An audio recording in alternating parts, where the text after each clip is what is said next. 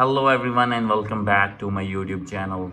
So guys, in this video I will tell you amazing video player, best video player for your iPhone.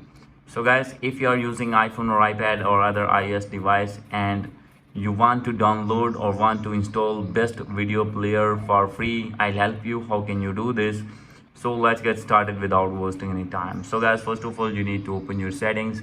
Make sure that you have connected with strong internet connection, and after this you need to go back. And guys, now you need to check for software update and you need to update your device to latest iOS version.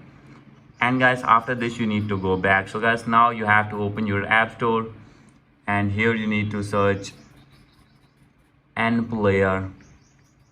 So guys, after this you will see here your N player, as you can see. So guys, simply you can download from here. So guys, if you have added any payment method, you can download N player. And guys, if you have not added any payment method and want to get this free, then you need to download N player Lite. So guys, as you can see here, I have already downloaded it. So guys, simply you have to open this.